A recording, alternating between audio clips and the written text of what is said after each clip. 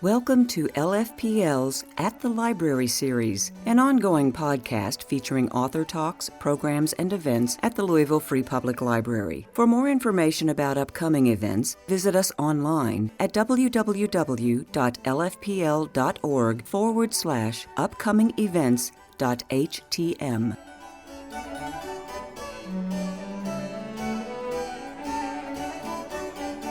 Thank you so much for being here. Big hand for Dr. Calvin Coker.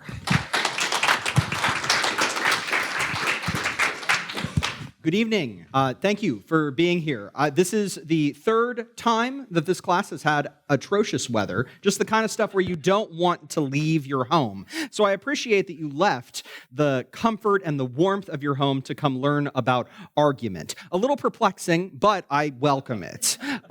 Ultimately, I want to make sure that for those of you who have not been here, or for those of you who perhaps missed a step, were unable to come for the whole thing, that we don't start in medias res, that you have at least a little bit of a background, at least a little bit of an understanding of where we've been, so you can see kind of where we're going. So this is what that recap looks like. We began with a conversation about productive argument and how that is hard. It's not in your head. Productive argument has actually become markedly harder. And one of the reasons, as mentioned in that first week, concerned political polarization. Political polarization as a construct suggests that American politicians are significantly further away from each other when we think about things like ideology. But it's not just ideological distance. It's also what folks like Shanto Iyengar called affective distance, meaning that the way that we feel about the political other, it's increasingly animated by animus. The red team dislikes the blue team, and the blue team dislikes the red team. And there are a bunch of contributory factors for why we got to that moment, but the reason that it matters for us is that very often, if you're engaged in a politically contentious issue, not only can you be assured that a person who has a difference with you, that difference is probably significant. It's probably sizable in some capacity. There will also be an underlying tension, perhaps a dislike of you, not like you personally, but you in the generic sense of you are a stand-in for, say, an imagined political other. That clearly makes argument more difficult. And that was a foundational perspective in terms of how we can navigate towards productive argument and what the Cato Institute calls good faith argument. That was week 2. Engaging in good faith is a conversation about how folks, when they enter an argument encounter, there are a number of assumptions that not only they are going to make, but also that their conversation partners can make.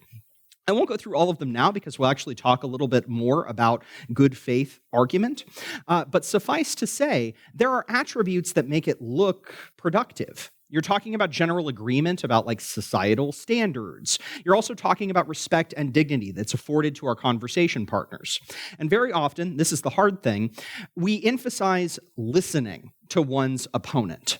And I don't mean listening to wait your turn or listening to make sure that you have a good sense of where your argument should be positioned. Both of those things are true, they're meaningful, but when we talk about listening to the other side, we're actually genuinely invested in why does that person have the idea that they have? And I mean that question not with incredulity, but instead the notion that most people are smart. Most people have an understanding of the world, and when they come to a conclusion, they probably didn't do so on a whim. Some things maybe you do on a whim, but a vast majority of meaningful decisions, they have some calculus attached to it, which means that when we engage a conversation partner and they are opposed to us on some meaningful proposition, we should probably begin from the perspective that there's a reason that they believe the thing that they do. But good faith argument and productive argument is made much more difficult, not just by the sociocultural contexts, things like affective polarization, but also the fact that we are not robots. We experience emotion, and so too do our conversation partners. And the prevailing sort of assumption that I made last week was that emotion does have a place in argument. It's not opposed to rationality. Emotions are fundamentally, in some ways, rational. It's really just a question of proportionality. And as such, when we work to exclude emotion from argument, we're actually doing so at a detriment. We're doing so at a detriment not only to the kinds of arguments and the kinds of evidence that we get to make, but also there is a phrase that's going to come up a little bit in terms of an asymmetrical application of the negation of emotion in argument. What that means is that some people are punished in argument for being overtly emotional, and other people are not maybe as regulated or as punished. That's where the conversation tonight begins, because we are thinking very seriously about how structures of power can actually influence the contours of an argument encounter and how that ultimately can impact folks who either outwardly or are members of marginalized sort of identity categories. Marginality is an important sort of operational term here because everybody is entering every argument encounter with some form of advantage and some form of disadvantage, right? These things are not uniform, they're not universal, they're contextually described. But we can describe predictable, entrenched forces of power and oftentimes understand how those maybe warp argument encounters in a way that place a burden on some people and either no corresponding burden on other folks or even an advantage is afforded to other folks that they did not earn. They did not actually do the work to generate that advantage like you would expect of somebody maybe doing their research before an argument or something along those lines. Before we get into the animating question of this evening, where we'll talk about what these structures of power would look like, I did want to remind folks of some of the base level, most useful ways that we can be thinking about mitigating emotion in argument. And by mitigating here, I don't mean eliminating. I mean making it so that the social valence towards emotion and argument maybe is not as overt or as punished. This is what that looks like. First, if you find yourself becoming dysregulated, you have a disproportionate emotional response, and it is preventing you from effectively engaging in argument, I would encourage you to engage in grounding techniques. What we mean there is having a presence in the moment, being mindful and focusing on one's oftentimes your body is actually very helpful because you have a physiological response to stress. And sometimes, often, it's disconnected from the actual threat that things are posed. I don't know if you took a public speaking class. I don't know if you've ever been forced into a public speaking occurrence, but sometimes right before speaking or even at the very beginning of it, your heart is racing as though you are being chased by someone. You're not at risk, right? And yet our body responds as though we do. Grounding techniques are a mechanism of ensuring that in an argument encounter, which rightfully should not be threatening, if we're experiencing an emotional, biological stress response, we should be able to regulate that. And if we're unable to regulate it, then we should probably take a break. There's no shame in stopping an argument encounter that has become particularly heated, or maybe there is something that has diverted the conversation, and maybe bracketing it, moving back to it after 5 minutes, after everybody's gotten some water, or perhaps even tabling it until the next day. I'm not encouraging you to go to bed mad or anything like that. It's much more that sometimes time offers context. Third, it's important that we acknowledge that, we are not infallible. Even in a world where you are attempting to quarantine and contain your emotions from what you're presupposing is rational analysis, it's still going to seep in. You're not going to be able to do that. I'm not saying that we shouldn't strive for some version of objectivity, where we make sure that our own self-interest doesn't disproportionately influence the nature of an argument encounter, but you need to acknowledge that you are not infallible, and by extension, other people are not infallible. There will be moments in which emotional outbursts or perhaps particular appeals to emotion that may feel untoward in the moment, but in reality are probably pretty productive, they may occur, and we need to give grace in those moments. And finally, I would encourage folks to recognize that their emotional expression, even if to you it is benign or a totally reasonable way of engaging the world, it could activate stress responses in others. Last week, I specifically pointed to essentially the older cis males in the room, as it's very likely that if you raise your voice, curse, have outward expressions of frustration or anger, there's nothing wrong with what you've done there because those things, I would say, are relatively acceptable. A lot of people can do them in argument. It's possible that that is going to activate the stress response of your conversation partner. And one of the reasons is that in a lot of circumstances, when people are being yelled at, when they are being lit up, when there is a person who they genuinely feel unsafe with, that person very often looks like you, a white cis male, or something like that. This does not mean that you are responsible for the sins of all white men who came before you. It is instead an acknowledgement that your emotional response, perhaps logically, perhaps illogically, may activate stress in others. One of the reasons that I wanted to focus a little bit on emotion is that emotion has a fundamentally gendered dimension. And we talked a little bit about that last week, but we're going to get deeper into that conversation now. Because when we talk about something having a gendered or a racial dimension, we're talking about an entrenched form of power that has a tendency of seeping into our everyday discourse. And as such, the animating question for this evening is, in what contexts do predictable, entrenched forces that are entirely outside of our control, very often, make an argument encounter much harder than it rightfully should be? Because I don't think that any of you in here are responsible for white supremacy in the United States. I don't think that any of you in here are responsible for sexism and patriarchy. Like, I'm not laying that at your feet and saying this is because of you. Rather, the persistence of white supremacy and the persistence of misogyny in American culture, it's predictable. It's predictable and it's entrenched. And when I say that it's entrenched, it's because these things are not fundamentally fragile. There are people who are misogynists, right? Like Andrew Tate, a self-described misogynist, regrettably in house arrest instead of a normal jail in Romania, I think. This may be a deep cut for some of you, but suffice to say, a person who should be in prison. This notion that misogyny could somehow be taken down casually, that it no longer exists, that kind of does not acknowledge the material and discursive reality of the United States. And white supremacy is the same way. You may not encounter racism in the everyday. You are probably not racist, and you probably don't have racist friends or family members. However, that does not mean that white supremacy has not suffused elements of our institutions and at times our expectations. So when I'm talking about predictable entrenched forces, I'm talking about dominant cultural, political, and social expectations that concern behavior in argument encounters. Note that that does not directly refer to things like gender or race or class. Like, we're not overtly talking about identity markers in this context. There are dominant expectations concerning behavior in argument, and we would probably just call them civility in some ways, right? Like, we all have baseline expectations of argument.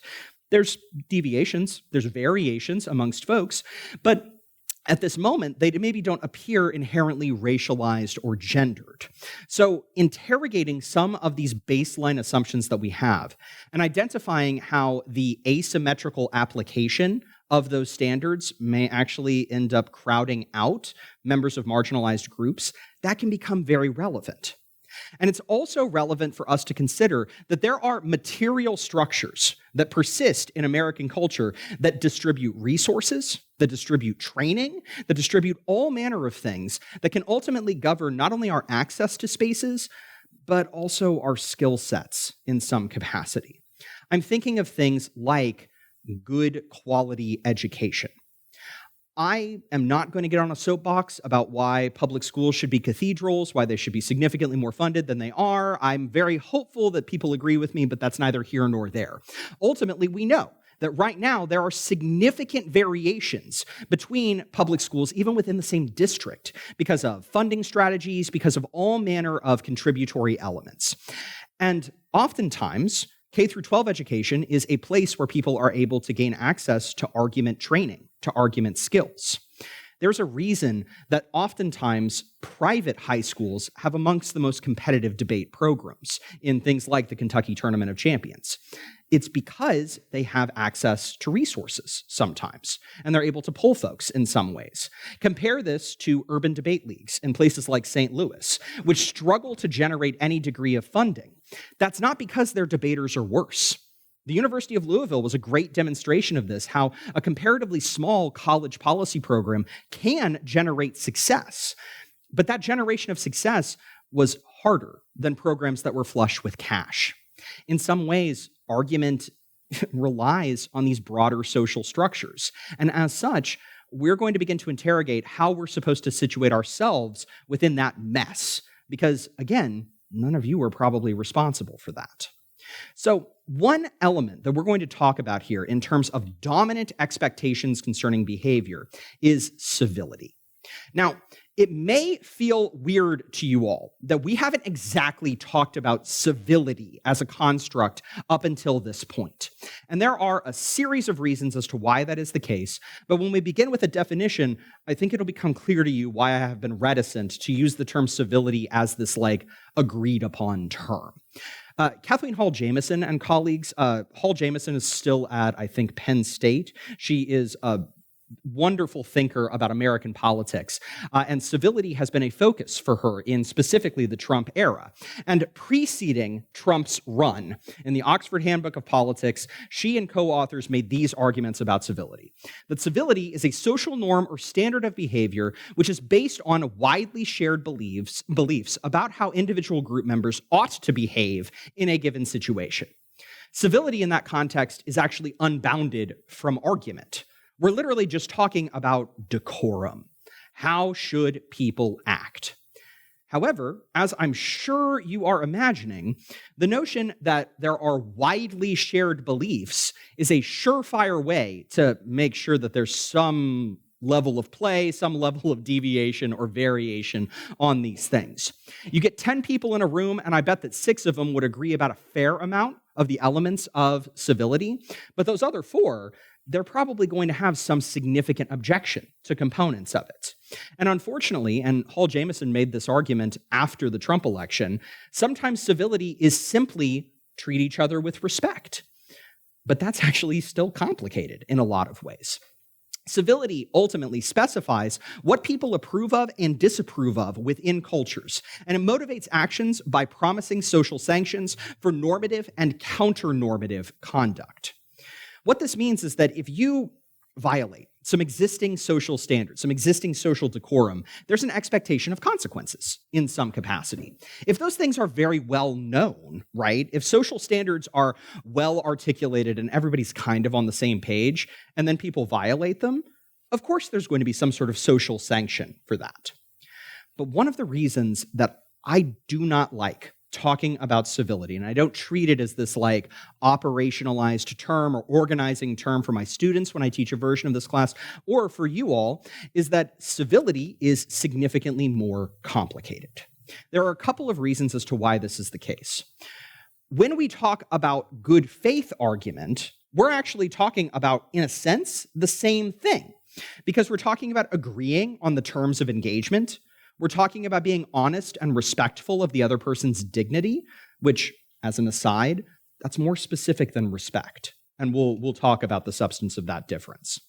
And it follows generally accepted norms of social interaction, meaning, we don't put hands on each other, those kinds of things. Cato suggests that good faith argument requires these elements. And there are times in which civility is clearly if we treat this as a Venn diagram, there's overlap, but it's not a perfect circle. Good faith argument, according to Cato, requires maybe some specific differences from Jamieson's definition of civility. The problem, I would estimate, with this articulation of civility is it's just general social norms, and it's going to promise sanction if you violate those social norms or engage in counter-normative behavior, is that we cannot largely agree on what precisely civility is going to mean. And this is not a pedantic discussion. This is not a series of people who are haggling about the nature of a term. This is a genuine, I hesitate to call it confusion, but this is a genuine preference that people have in terms of sometimes civility, and it resembling good faith argument, it actually more likely resembles politeness. I mentioned in a prior class that I'm from the Midwest. I grew up in Topeka, Kansas, and I am intimately familiar with Midwest nice. People who are really adhering to social decorum in a lot of different ways. They're using the right words, they're using the kind words, but simmering underneath it is this combination of like rage and disdain. And I say this as a loving Midwestern. Like, there is a dichotomy almost of Midwesterners who will apologize to a chair that they just bumped into and yet exhibit the worst road rage I've ever seen in my life. Like, that happens.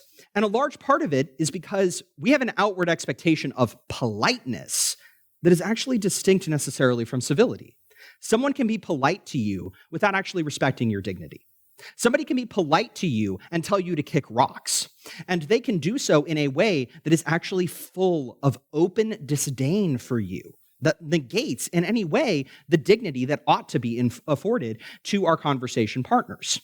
Now, if civility is this broader social construct that we've all agreed upon, but some people are thinking, yeah, it means be polite, there's nothing actually about good faith engagement with your partner in that context. Civility is not fully agreed upon, and as such, to say we need to be civil, that actually starts a new conversation in some capacity. I would also argue that respect for a person's dignity is not an agreed upon construct. I don't know if there's ever been a person in your life who has said something to the effect of, if you treat me with respect, I'm going to treat you with respect, and vice versa. If you disrespect me, I'm going to disrespect you. Sometimes what those folks mean is you need to treat people the way that you want to be treated. Entirely reasonable dictate, yes, we want that. But there are moments where what people actually mean is, I need you to be deferential to me. I need you to offer me authority. And if you don't, I'm not going to treat you like a human being. That's very much not what we mean by respect in the conversation about good faith argument.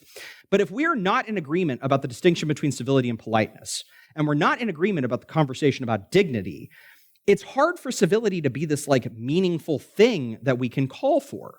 And nevertheless, people do call for it. And they call for it sometimes in what I would characterize as niche circumstances. There's a social philosopher named Karl Popper who made an argument about the paradox of tolerance, which is that a generally tolerant society will eventually verge into intolerance if it is unable to identify intolerant ideologies and shut them down. Because I would argue that if you are an overt white supremacist, you don't deserve civility. You deserve to be shown the door. Because at some point, if you invite a Nazi or a white supremacist into your bar and you treat them with respect, next time they're going to show up with 3 or 4 Nazis or white supremacists. And suddenly, your bar has a lot of Viking paraphernalia, and we're not okay with that. There are problems, in essence, by not having an articulation of, well, some perspectives need to be kicked to the curb. And that feels profoundly uncivil. It feels very uncivil to look at somebody like Richard Spencer and say, okay, I know that somebody punched you in the face and that's a bad thing, but have you considered not being a Nazi? Like, that's difficult, right? Because we don't want to be punched in the face, and we don't want somebody to accuse us of a really like socially deleterious ideology and then use that as a justification to avoid conversation with us and possibly even enact violence against us. The difficulty that we run into in calls for civility is that very often they treat every single perspective, even the clearly abhorrent ones, as equal. And although we should adopt a framework of equality and a framework of acknowledging that there are perspectives that we need to give space for, because for a bunch of different reasons they have been excluded from the public sphere and from broader conversations, there has to be a limit. And sometimes articulations of civility do not capture that limit. And finally, to have a rejoinder with last week, civility very often works part and parcel with the exclusion of emotion. I would argue that good faith argument can still allow people to express emotions, to be a little bit hot-headed, to offer an articulation of why an event is upsetting to them, and why that upsettedness is actually an articulation of why the stakes matter, or something like that. When we recall that very, very often emotion is excluded in conversations of civility, we are thinking about how emoting an argument is somehow viewed as a violation of decorum. And that violation, in my opinion, invites really important questions about, well, what the heck does civility actually mean? When, for example, we are confronted with this accusation that we are being uncivil or that we need to engage in a civil discourse, we should probably be asking, what precisely about this presentation is disruptive or disrespectful? What precisely is happening here that is foreclosing on argument? Similarly, trying to get people to confirm for you what the parameters of civil discourse are, that can be a very productive conversation. Because people may be beginning with different articulations of civility, but if you talk about it before, like, hey, what are the ground rules? What are the rules for engagement of this conversation? You can actually create a world where, okay, we are being civil because we have largely agreed upon what it means to be civil in this context. There's not this universal civility, it's instead contextually defined. And finally, what parties precisely are calling for civility? And how might their position be impacted if we weren't being whatever they called civil? This is the rub, I think, because very often calls for civility, calls for acknowledging broader social norms are a mechanism of excluding particular kinds of behavior. And some behavior, rightfully, should be excluded from argument. Arguments are not made better by ad hominem attacks. Like, it may be gratifying to hurl insults at one's conversation opponent, but that's not productive in the strictest sense. It's not actually going to lead to any meaningful resolution of the argument encounter. And as such, of course, civility should crowd those things out, but we don't need civility to do that. Like, we have an understanding of good faith argument, which presupposes, we should be doing this in a way that is better. Civility, I would argue, activates a social context. And that social context is invariably informed by structures of power. Because we have grown up in various different contexts, perhaps the United States, perhaps Kentucky or Louisville, perhaps another country or somewhere else, and they have given us an understanding of what it means to be respectful, what it means to engage civilly in a particular way. And it's possible that those articulations actually have a gendered or a racialized or a classed dimension to them that we ought to interrogate. Because if civility is the same for everyone, it could be universally applied. But if there are particular behaviors that are either more common in some populations or more aggressively policed in some populations, if we call for those things in a call for civility, we're actually creating a little bit of a problem for ourselves. We're taking a moment where a broader social structure that perhaps articulates a power hierarchy along the axis of race or along the axis of gender is somehow imported into the conversation, what would otherwise be a conversation between equals. And that very much is kind of the purpose of the broader conversation tonight. I begin talking about civility because I don't want you all to think that when we're talking about engaging respectfully, we're just throwing that out the window, right? Of course, we ought to respect the dignity of our conversation partners. But I would argue that that respect for dignity acknowledges broader social forces that might make argument harder for others, especially if we are in a position either to do something about it or a position of power. Now, ultimately, calls for civility shape argument in a series of ways. Jameson et al. Make the argument that civility connotes that we are listening to an opposing perspective, that it does not silence or derogate alternative views, but instead evinces respect. Often the object of respect is one's interlocutor or a fellow. This is a moment where when folks with overtly deplorable ideologies are calling for civility and calling for respect, they're kind of giving up the game. They're giving you a sense of what they want. Because by virtue of having them at the table, by virtue of having a Nazi in your bar, because according to civility, we should not silence or derogate this alternative view, but rather we ought to give it space, sometimes space in that context is not actually going to be enough. Sunshine, perhaps, is not the best disinfectant. And there will be moments in which the language of civility can be weaponized. by otherwise retrograde or problematic forces in order to encourage conversations that rightfully should be left by the wayside. I'm thinking of right-wing provocateurs like Milo Yiannopoulos.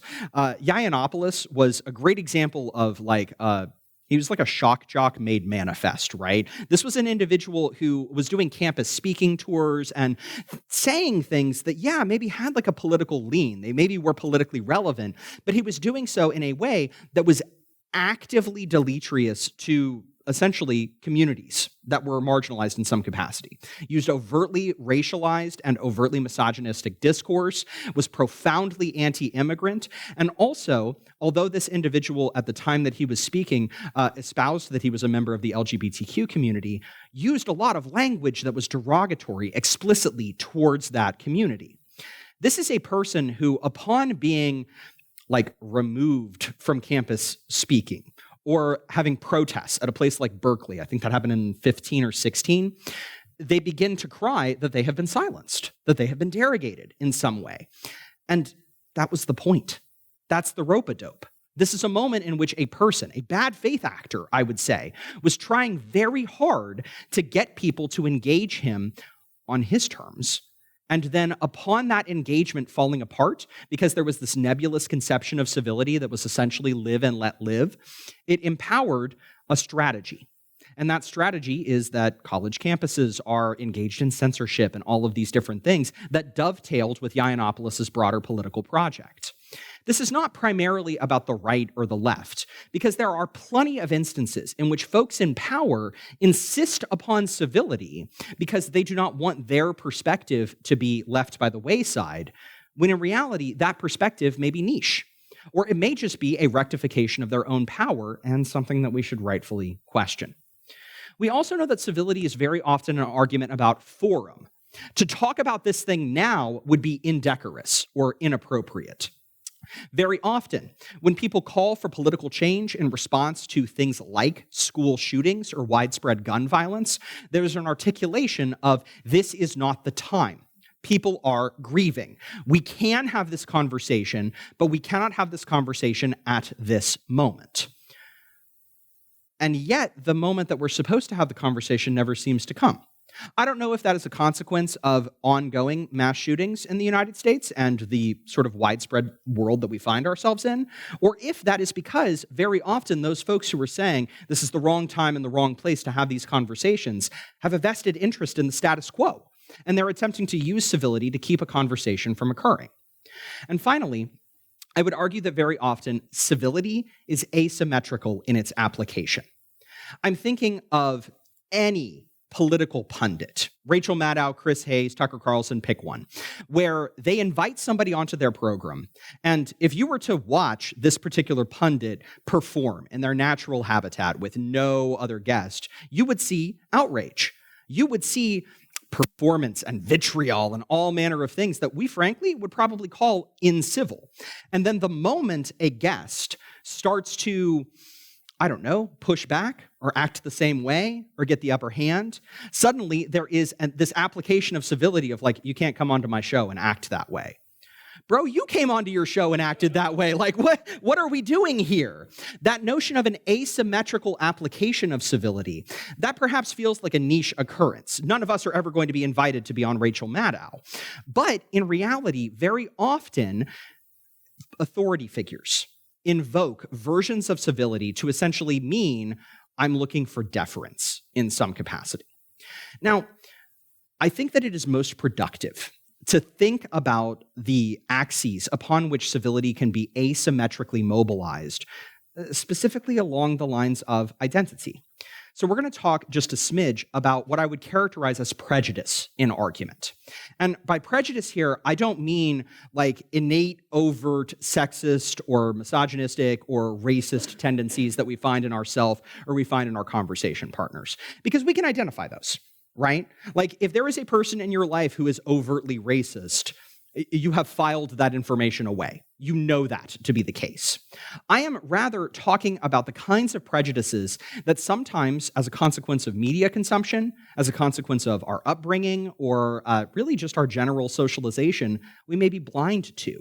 We have what psychologists call a bias blind spot, wherein we don't know that we're actually engaged in prejudicial behavior or prejudicial attitudes that shape our social occurrences.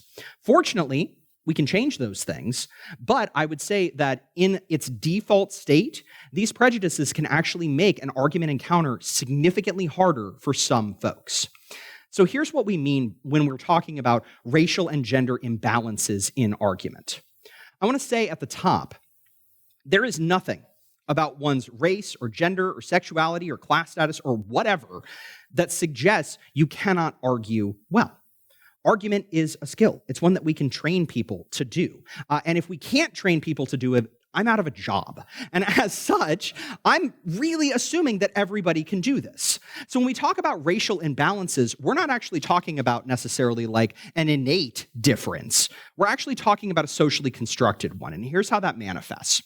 There are, I would say, persistent double binds that pertain to behavior and acceptable engagement with things like emotion, things like the kinds of evidence that we are allowed to bring to bear, and also things like outward presentation. And I would argue that those standards are not applied universally to everyone. Talk more about that in subsequent slides. There are also wide circulations of negative stereotypes of particular identity categories. And I don't mean people using like overtly negative stereotypes in the context of like racial jokes or something like that. We have identified those and said, yeah, no, that's unacceptable. I'm thinking of mediated representations of stereotypes, which are relatively persistent, and they may actually have seeped into our understanding of the world. And finally, I would suggest that accountability in argument is very often one-sided.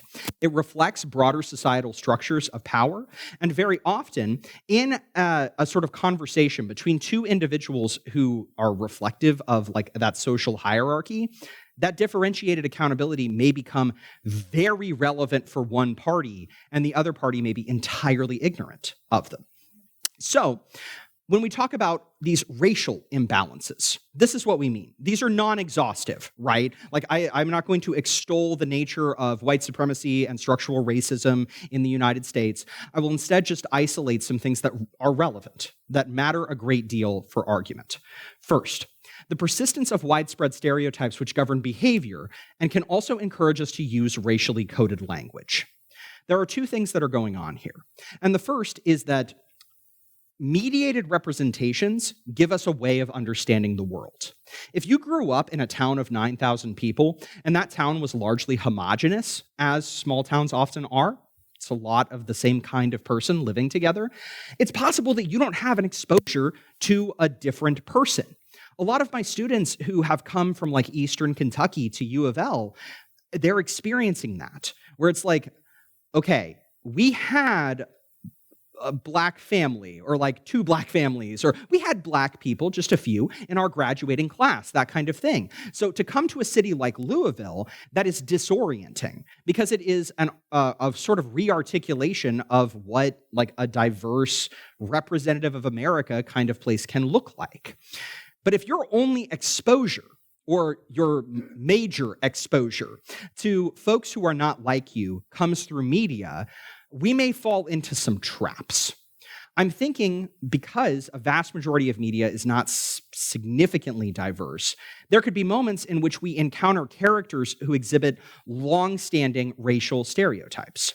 I'm thinking, for example, of Olivia Pope on Scandal. I don't know if you're familiar with Scandal. This is a program from Shonda Rhimes, and Kerry Washington's character is a hyper-competent political fixer. However, she also exhibits unrestrained sexuality in the pursuit of a married man, the president, who, as an aside, is a total, I don't understand why someone competent like Kerry Washington's character would be engaged with Fitz. Doesn't make any sense. But ultimately, the reason that matters is not that there are not people who can fall for the wrong person or engage in an extramarital affair, right? In essence, Kerry Washington's character actually exhibits the trope of the Jezebel, which originally has biblical roots, but then has a re-articulated racial meaning in the 18 and 1900s that articulate the exotic nature of non-white individuals as an unrestrained form of sexuality. Now, Kerry Washington's character is deeper than that. And it's difficult to accuse Shonda Rhimes, who is responsible for very diverse programming, with promoting a super negative stereotype. However, if we have a common, commercially viable, very popular program that maybe creates a dominant articulation of what unrestrained sexuality in Black women could look like, we now suddenly have a trope. We have a mental heuristic. Oh, we have a word for that. And that word for that becomes particularly relevant.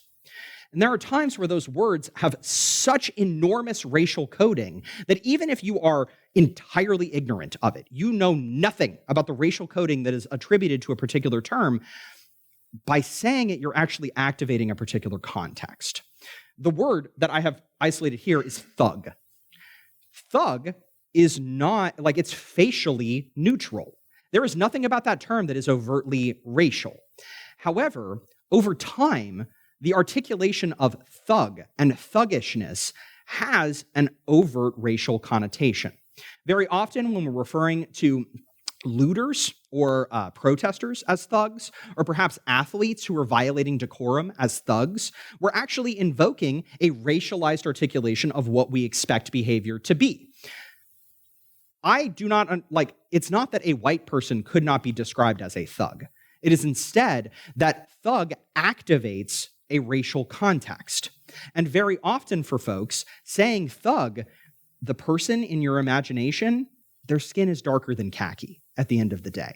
And that's not because of you necessarily, it's because of socialization, where that term has over and over and over again been used to refer to individuals violating social behavior, specifically Black men, and that violation of social behavior, or an expressed violation of that social behavior.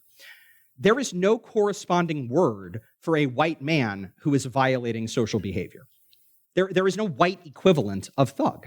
And as such, using a term like it in an argument encounter imports a racialized dimension that is definitionally asymmetrical.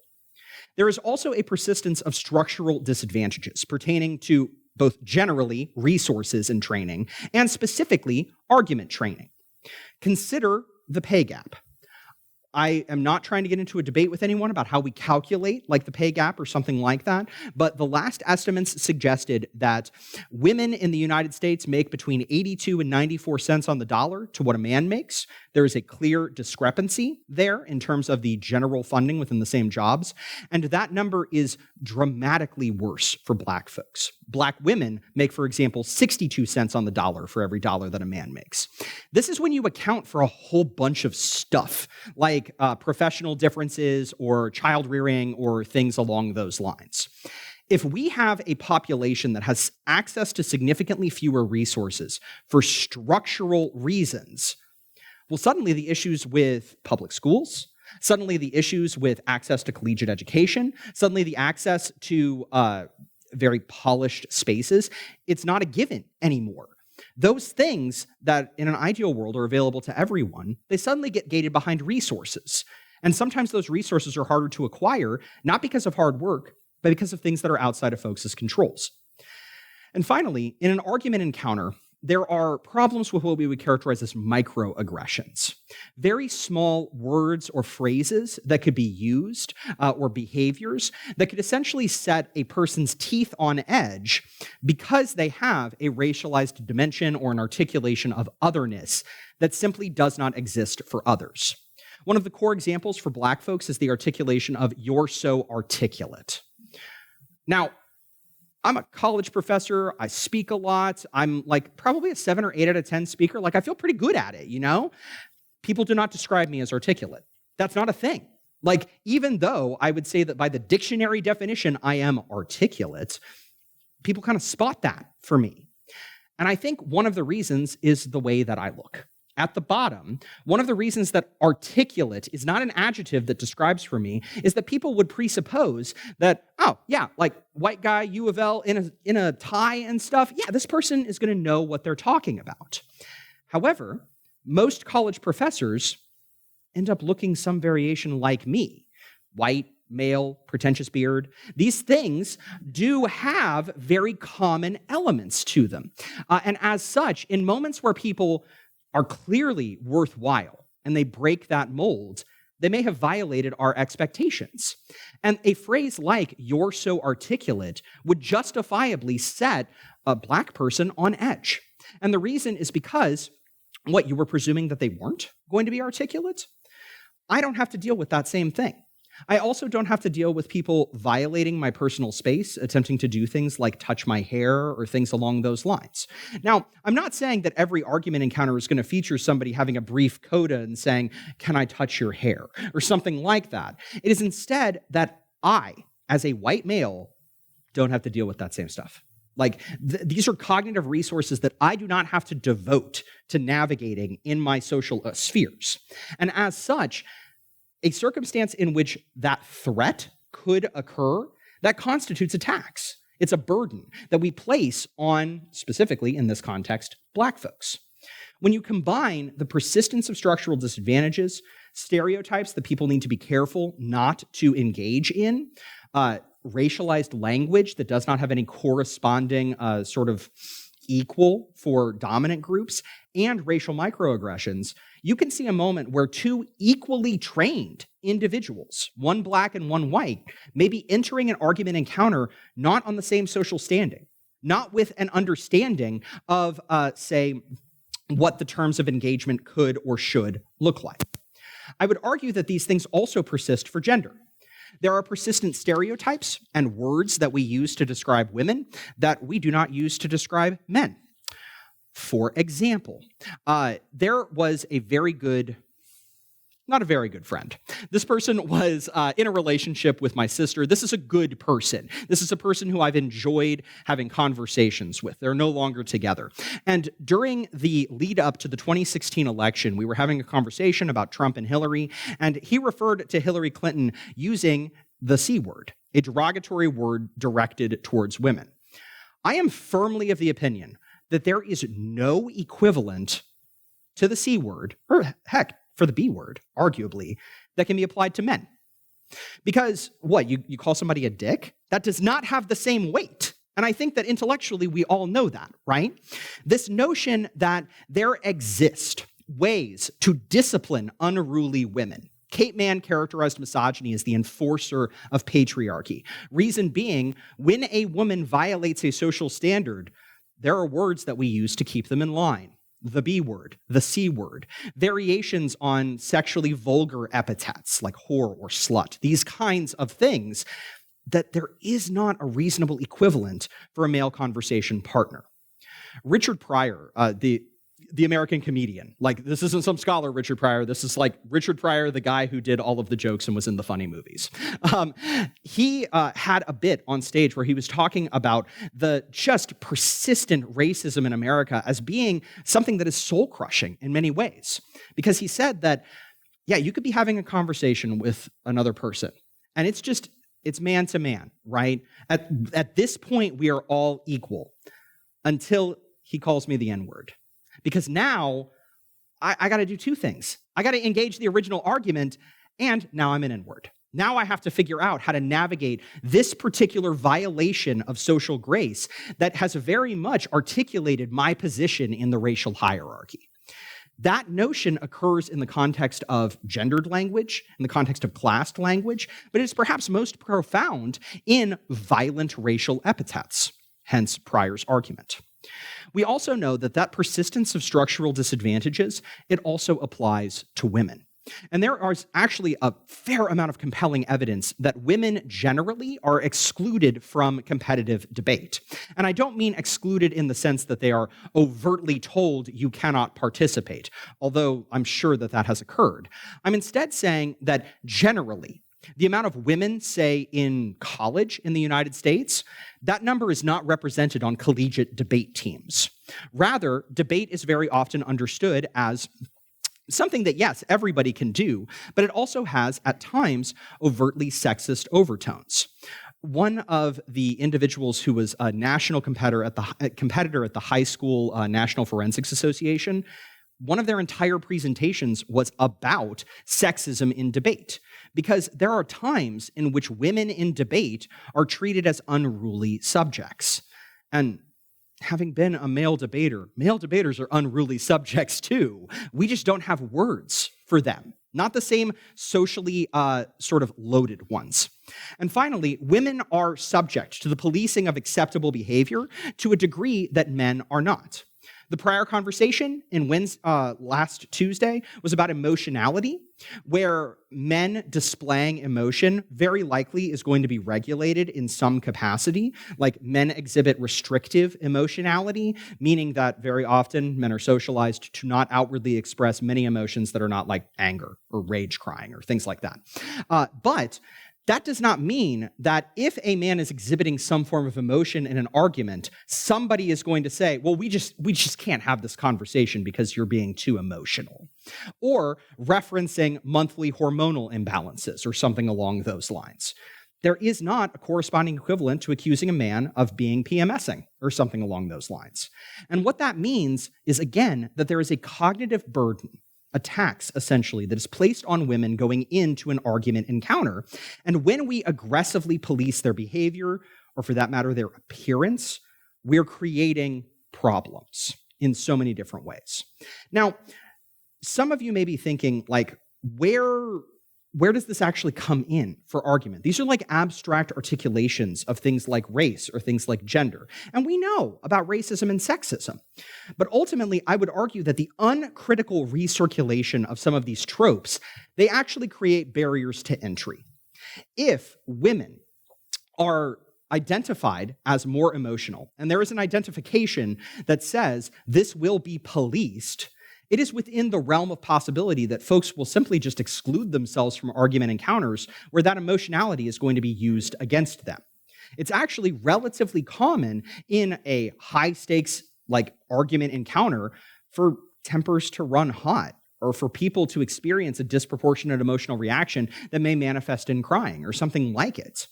And if you know that crying is going to be punished, and you know that when you engage this person, you probably are going to cry, you're going to step away. You're not going to do that engagement because you've seen the writing on the wall. And in that way, it becomes a self-fulfilling prophecy in terms of women not engaging in argument, and then this identification of somehow women being worse at argument or something along those lines. I would also argue the disparities in training may be taken not as like solvable deficits, but instead as a consequence of interest or a consequence of things like intelligence. There are folks who make the argument that the reason that there are fewer women debaters, that there are fewer debaters of color, is because, well, that's just not as interesting to those folks. That strains credulity. That particular explanation is not only very, very general, and I would say discredits an entire group. It also is not acknowledging the social constraints that are placed on argument that may encourage people to select away in some capacity. And finally, things like microaggressions and unspoken expectations, they burden some folks, but they don't burden everyone. And as such, it is incumbent on us, if the goal is to get to good faith argument, to do something about it. Up until this point, we haven't really been talking about individuals. I'm not asking people to take an inventory of maybe the retrograde ideations that they have had or that they may have been subject to or that they've experienced in the world. And one of the reasons is that it is difficult at times to locate broader systemic structures that I did not build, that you did not build, and identify the impacts that they have and say, I can and should do something about this. So I would encourage you to consider the concept of privilege, which is an unearned, and I put that in quotes, an unearned benefit inherent in being perceived as part of a particular social group. By example, I do not have a large amount of unearned advantages in the context of my professional sphere. I'm a first-generation college student. I have not had a lot of the support that a lot of other folks in the academy have. I would say that I have worked to get to where I am. I also am intentionally invested in becoming a better teacher. I've done training at UofL, to become a better teacher, and that's not a given. It baffles me, but we don't give all professors that training. You have to select into it. So when people talk about an unearned advantage, they may think well, what precisely are we talking about then?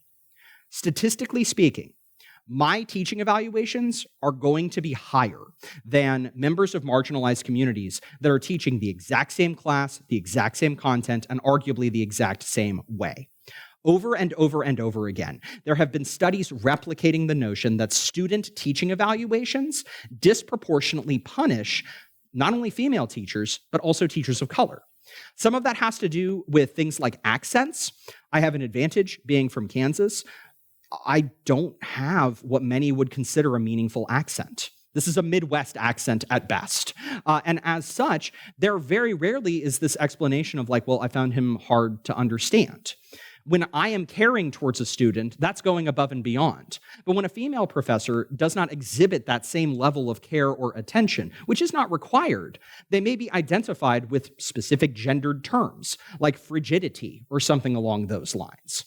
Even if I exhibited the same behavior, I don't think I would have been punished for it. And statistically speaking, members of dominant groups are much less likely to be targeted by bureaucratic structures. They are afforded very often additional credibility and legitimacy that is not afforded to individuals of color or members of marginalized groups. And finally, they're more likely to benefit from existing structures that are nominally neutral, such as advantage tax structures. I don't know if you're familiar, for example, with 529 college saving plans, but 529 college saving plans are specifically for like what we would characterize as middle class, but in reality is upper middle class earners. 529 plans don't make sense until you make like over $125,000 a year. That's nominally neutral. That's not saying this is a tax thing that benefits rich folks. It's instead saying this is a tax thing that benefits everyone. And there just happens to be a disproportionate advantage incumbent in some folks' application of it. The reason that I want you to keep this in mind, that there may be benefits that are inherent in you being perceived a particular way, is that if you're a member of a dominant group, you can be using that. You can be thinking very seriously about how you can reshape an argument encounter to be significantly more equitable. Not because you were the one who made it inequitable in the first place, but instead because you have the power and the ability to shift it. So, oftentimes, I have sort of offered these practical suggestions people are going to be able to have to take away from this class and maybe apply, not in the cerebral sort of nonsensical sense, but like literally, rubber meets the road, what are we doing? And here I've divided it into two separate groups. The first is as members of dominant groups, meaning as a white person, as a white male, as a cisgendered person. What can we do to navigate more towards good faith argument and ensure that our conversation partners are not put on a back foot? Well, first, we need to acknowledge that some of the things that you may feel are professional or are civil, they may, even though they were not initially paged that way, have a disproportionate racial impact or a disproportionate gendered impact. By example, I don't know if you're familiar with like the concept of professional hair or professional dress, but there is a disproportionate impact in terms of the way that gets applied. The United States Army, for example, up until 2015, had standards for professional hair, like the hair that was expected of all United States military members, that for natural hair meant that it had to be kept very close to the scalp. It essentially did not allow hairstyles that were A, diverse, but B, and more importantly, less labor intensive. I do not know if you are a person who has any experience with natural hair, but hairstyles that require keeping the hair very close to the scalp are labor intensive, and they are time intensive. And this is the part that matters a great deal. Do not have an impact on whether or not you were good at your job. Hair does not matter for whether or not you do a good job. Like, yes, okay, I understand professionalism as a general construct, but when we have expectations for professionalism or for civility that disproportionately disadvantage a particular group, we should reconsider what those things are actually achieving. And even if we are not the ones who established the policy, we may be the ones who are responsible for some version of enforcing the policy. And as such, your capacity to affect change is high. Second, you ought to give others the space and the grace to speak. And if they are speaking in a way that is like not exactly consonant with your social expectations and yet does not truly impact the argument encounter, you should probably not attempt to regulate those folks. Part of good faith engagement is an agreement upon the social contract, the social conditions of the engagement. That much is absolutely true. However, in circumstances in which a person violates your expectations, but that violation doesn't actually make the argument materially harder or worse, your first instinct may be to regulate it, may be to push back on it. But I would encourage you to resist that urge until it becomes clear that this behavior is truly deleterious in some capacity. Third, I would encourage you not to tolerate the uncritical recirculation of these damaging thoughts and tropes among others. This is where sometimes my students find me controversial because they will say, well, what happens if my great aunt Ida is saying things at Thanksgiving that are clearly like a violation of social standards? Like this person is being overtly misogynistic or something along those lines. In my opinion, you should consider ruining Thanksgiving. In all sincerity, like you need to push back on these things, right? Because in circumstances where you push back, there, yes, will be tension, but it decreases the likelihood that those kinds of things are going to be imported into the scenario again. I am not firmly of the opinion that once people reach a certain age, they should just be allowed to say anything. Like, yes, I respect that past a certain age, you don't want to change, but I don't want to change, and I'm not that age, so I would expect people to push back on me. And as such, expecting and normalizing pushback is very, very important. And it doesn't just require ruining Thanksgiving, right? Like, you can pick your battles. It is instead that if you're part of a friend group that maybe is largely homogenous, and that friend group is engaged in maybe forms of humor or beliefs about the world that are really retrograde, they are bad. And if they translated into broader social arrangements, we would have a problem. I would encourage you to push back on them. Frankly, there is nothing funnier, I would say, than asking a man to explain why the misogynistic joke that he told is funny. I'm confused. Why is it funny for me to make you a sandwich? I don't get it. Can you explain it to me using diagrams and pictures? Like, that notion holds people to a high standard. And yes, it is adversarial, but adversarial in this context is in the service of good faith argumentation. Adversarial is not incompatible with good argument. As a matter of fact, it's a necessary precondition to good argument. And this is, I would say, where we can end in terms of a member of a dominant group. You should keep the ladder down for the people who are coming up behind you. There will always be a temptation as you advance through your career, through your social ranks, to expect people to go through whatever nonsense you went through. You will expect people to be hazed in the exact same way that you were hazed. And well, if it sucks for them, everybody else has gone through it. I would discourage you from adopting that mindset. You should make it easier for people to come behind you. All people, as a matter of fact. And if you do that, if you make these things easier, you can reduce the barrier to entry for folks to get into your profession, to engage you more substantively, to engage other people more substantively.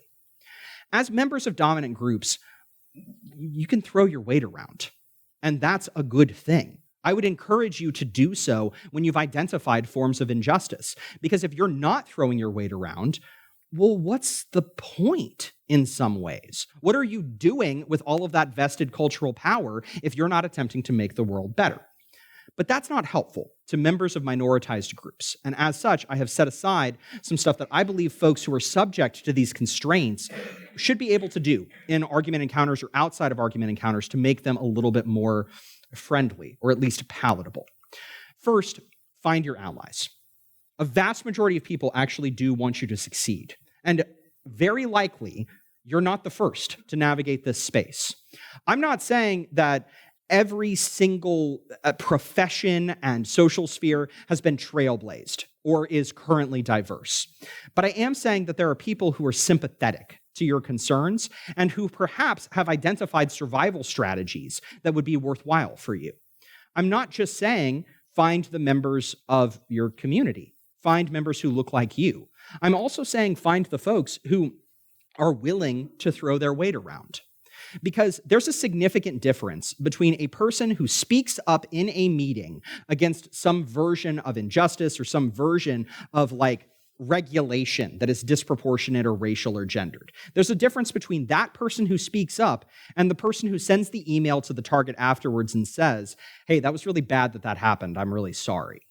The substantive difference is that one of those people is actually attempting to make the world better. The other person is simply sympathetic.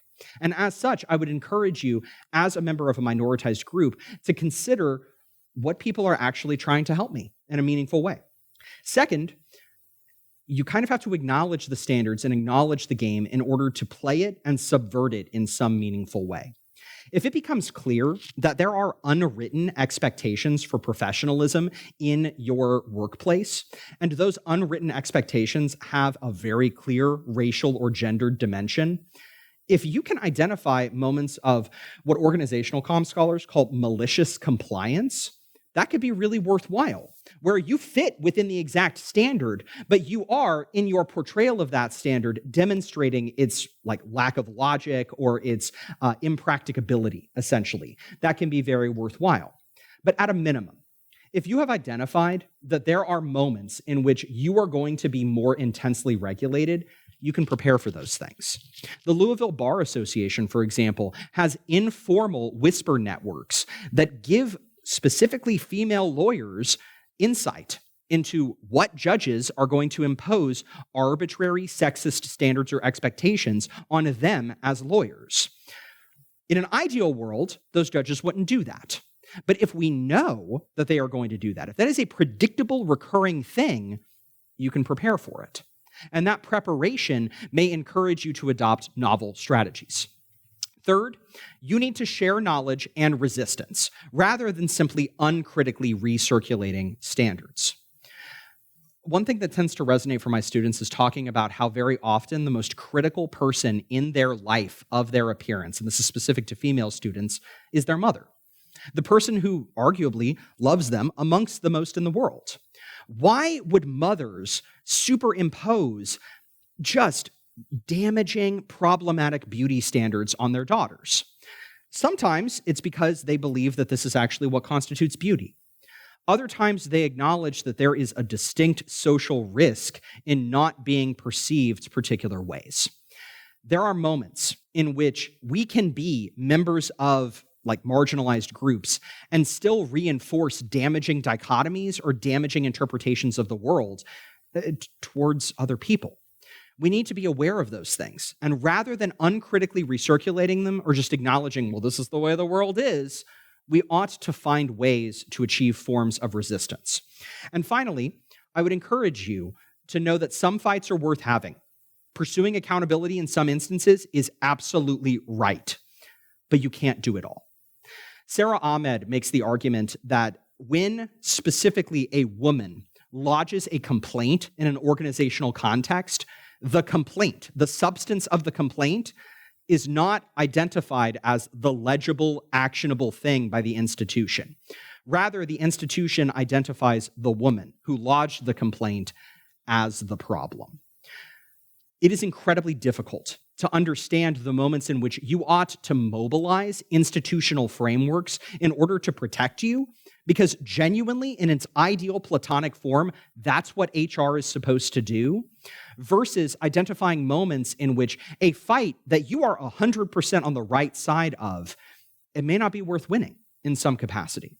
And this is a moment in which there is a clear disparity between the members of marginalized groups and the members of dominant groups.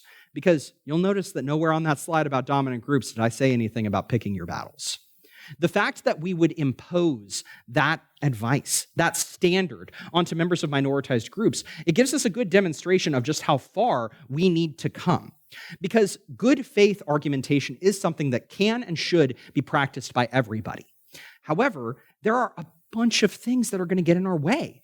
There are expectations of politics. There are expectations of social behavior. There are essentially ingrained standards that are very difficult to combat, let alone name. And as such, we know that argument is hard. But that doesn't mean that we cannot be the change that we would like to see in the world. So this is the recap of, I would say, the full class. If you take nothing away from this, except for this slide, I think that you would be in a decent spot in some ways. First, argument is harder than it should be, and that's not your fault. It's not because you lack skills, although I will say that skills in argument do very often increase our confidence and allow us to navigate a circumstance a little bit better. Because there are a bunch of things that are outside of our control that are making argument harder, it is incumbent on us to navigate towards productive, good faith argument. That's not going to happen for us organically. It's not going to occur unless we actually do the work.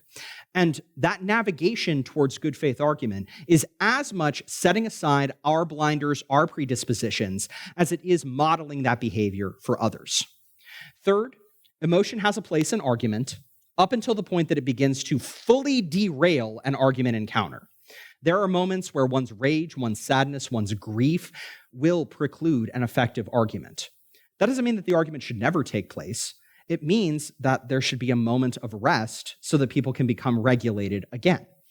If we try to exclude emotion from argument, we're not only articulating a gendered standard within argument that would be very, very difficult to combat, we're also excluding a whole bevy of important information, of important evidence, of all manner of things that are worth having. And finally, we have to recall that argument takes place in a social context, specifically in the United States, where oppression is both persistent and disproportionate. If we acknowledge that disproportionate nature of standards, we can begin to fix them. Because ideology is a nebulous construct in some ways. We can have white supremacy without white supremacists, if that makes sense. It doesn't require the Ku Klux Klan for the tenets of white supremacy to be enforced in the United States. And as such, we have to remember that very often these structures are not because of expressed individuals, but they continue to exist. And we can begin to dismantle them bit by bit, partially through the revocation of these standards within argument.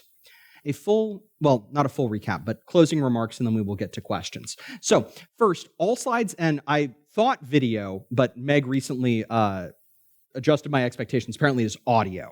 So the slides and the audio will be posted to the library's website, as I understand it. I am going to be open for correspondence if you are interested. calvin.coker@louisville.edu. And I think that email address is live in other places.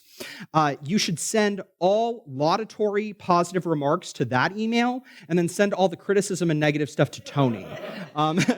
Now, at this time, I would actually open the floor for questions. They can pertain to tonight, or they can pertain generally to the concept of argument. At the bottom, I really appreciate everybody's time and attendance. This has been a very positive experience for me, so thank you so very much.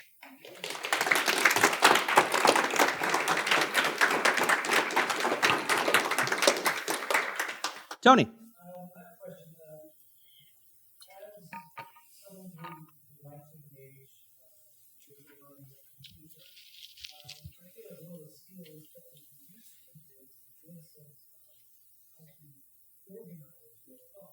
Yeah.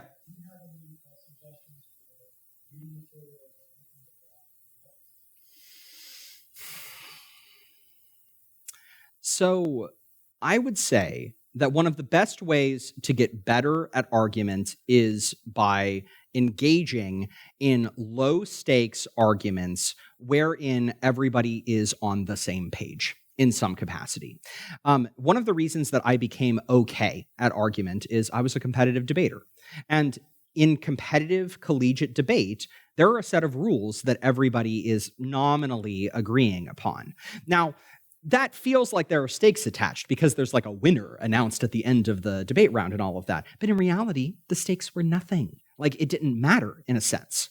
So sometimes, rather than reading, physically doing is going to be the way to do it, because you can also begin to understand your thought process. But I would say that just reading some of the books that you've already pulled out, there is a memoir that I think has been checked out from like an Australian debate champion. Folks who have previously engaged in good argument, they can actually give you little hints along the way. But suffice to say that in my opinion, if you were to structure any argumentative claim as claim, the thing that you're attempting to prove, evidence, the thing that you are attempting to use to prove that point, and then warrant, which is the explanation of why the evidence encourages us to think a particular way. That basic three-part structure: what I'm claiming, the data that I know to be the case, and why that data encourages me to draw this conclusion. That basic structure can be repeated ad infinitum. You can use claim, evidence, warrant over and over and over again, to the point that I have been mocked because I will say, like, all right, so obviously this is the case, here's the evidence for that, or something along those lines, right? You can essentially develop patterns and develop heuristics. So regrettably, a lot of my reading about argumentation theory has been textbooks. And there are some really good textbooks. Drury's textbook, Argument in Everyday Life, is excellent.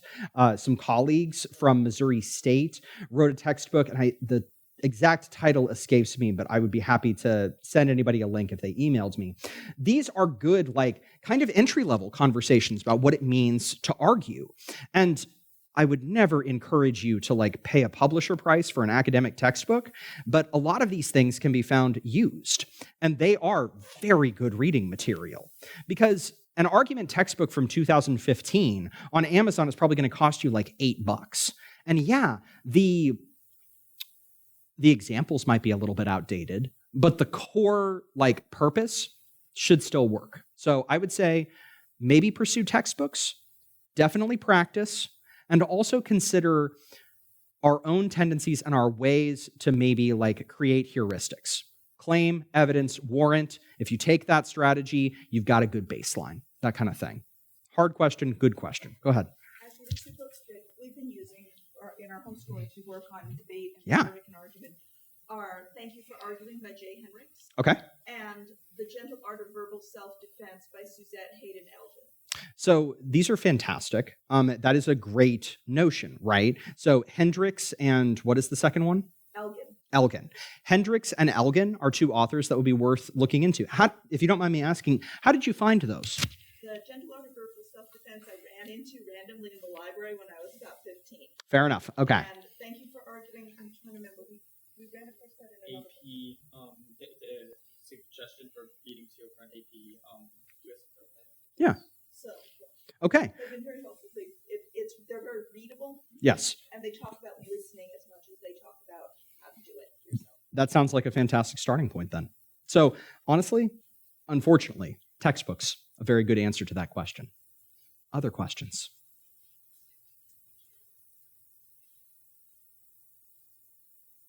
Yeah. You started again tonight with most people are smart. Yes. How long did it take you to come to that?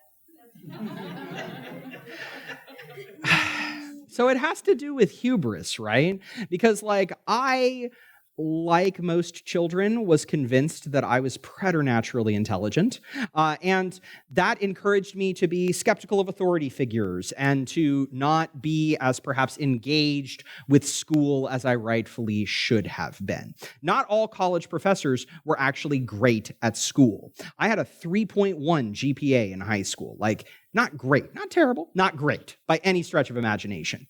So it really came with availing myself of an understanding of the world and recognizing the sheer weight of knowledge that I did not know. I know very, very little at the end of the day. I know a lot about one thing. Like, I know a lot about communication theory, about argumentation, about rhetoric. I know the stuff that I've been trained for, but that's the extent of it. And my presupposition is that a vast majority of people, as they navigate the world, they're also developing these senses of expertise that's probably beyond me. And as such, when people have commitments, I should probably presume that they have those commitments in the same way that I have my commitments, which is that they thought about them. They came to those conclusions. Now, this does not foreclose on the possibility that some people are yeesh. Like, there are some folks where perhaps the many is doing a lot of heavy lifting in that initial statement. And in those circumstances, those people are probably telling you who they are. They're giving you an understanding of how they came to their conclusions. And it's possible that argument has nothing to do with that. And that person just may not be reachable in the traditional sense. I don't think that most people are like that. I think that a vast majority of people are reachable in some capacity. And so foreclose on the possibility of that engagement under the auspice that they are simply mistaken or that they are unwilling to change their mind, it shuts down good faith argument before it can begin. Sometimes we got to take that leap of faith. And if somebody demonstrates to us that they shouldn't be extended that benefit of the doubt, well, okay, we know for the future. Other questions? So, in a previous lecture, you talked about good faith and how some actors are damaging to good faith. And so I was thinking about it, and then in the last couple of weeks, I've been looking at stuff, and I've noticed that a lot of comedians repeat some of these stereotypes, or even if they're not racially, even if they're just about politics or a specific issue. Yeah. Dehumanizing the other person, and it can be funny and all. Sure. Do you see them as the same, or doing the same thing, or is it different? So there is an important caveat, because I think that the bad faith actors, the Milo Yiannopoulos of the world, I think that they want to engage in verbal play. I think that they are not bidden to the same social standards that other people hold, and they know that. So they violate those norms, and then when people get outraged, they're able to point and laugh and use that outrage as a mechanism to generate coverage or something like that. Some comedians are able to do this. I think Dave Chappelle is a good example of this, where rather than acknowledging that there were a series of jokes that were not only in bad taste, but were also probably in bad faith, didn't achieve anything, he doubled down on them in the next special.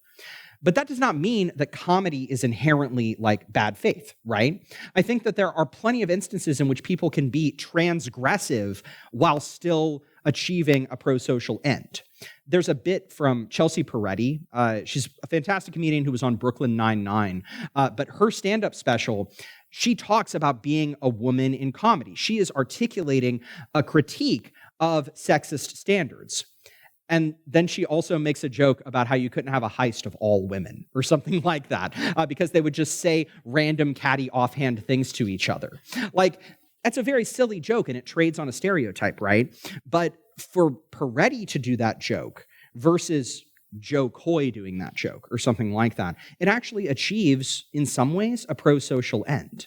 So the answer to your question is it depends, which is very frustrating, and I'm sorry for that. But generally, I think that comedy can be liberatory, and it can very often be done in good faith. But very often, if folks are engaged in transgressive humor, is it for the shock value? Because that's what Trey Parker and Matt Stone did with South Park. South Park could have been progressive in some capacity, not politically progressive, but like pushing the envelope on social conversations. And instead, they became shock jocks. And like, that's fine. There's room for shock jocks in the world. But we cannot pretend that the arguments that are made on South Park are good faith representations of arguments within the world, you know? At least I would certainly hope not. Other questions? I think we have time for one or two more. Yeah. So you mentioned Popper's contention that I think you said tolerant societies will collapse into intolerance. Yeah. If you don't call out the intolerance. At times, yes. If you are essentially, if you are tolerant of intolerance, tolerance becomes impossible. So because you can't, if you let people get away with that and let them be part of the conversation when they shouldn't, it's kind of where you're going. I would say so, yeah. And you gave me an example that Nazis, for instance, should be called out. Yeah. Well, wouldn't the Nazis say the same thing, that people who were speaking up against their policies should have been called out and should not have been allowed to be part of the conversation because their viewpoint was that was an incompatible to civil tolerant life? I mean, no, absolutely. This is actually Popper's argument, that intolerant ideologies like Nazism, like white supremacy, can adopt the language of tolerance in the pursuit of essentially being smuggled into a broader mainstream, right? Because here's the thing, like, I think we always have this conversation about things like censorship, where it's like, oh, well, if we censor the Nazis, then who's next? The other Nazis, that's who's next. Like, we have limits, and those limits are actually pretty clear, right? If your broader political project or ideology calls for the denigration or the removal of another subject population, Popper would say that you do not have place in a tolerant society because your ideology is inherently intolerant, and there is no compromise with that. What does compromise with white supremacy look like? It's incoherent. And as such, when we consider these overtly deplorable ideologies that very often are clamoring to get a place at the table, because getting a place at the table means that they've won, they've got a foothold in some capacity, that is the moment at which we should be exercising discretion. And we should be saying, yeah, no, this is not acceptable. And if you want to come to me and talk in a way that is perhaps Nazi adjacent because you truly didn't realize that this was Nazi stuff, well, yeah, okay, maybe we can have that conversation. But that conversation almost certainly involves the unequivocal condemnation of those kinds of intolerant ideologies. Now, is it intolerant of me to say that Nazis don't deserve a place at the table? I suppose. But if the only people who I'm making mad at the end of this night are Nazis, that's a good night. I feel great about that. It's a great question. We maybe have time for one more if anybody's got a pressing question. And if not, my email is up, these slides are up, and I cannot tell you how much I appreciate all of your time. Thank you so very much.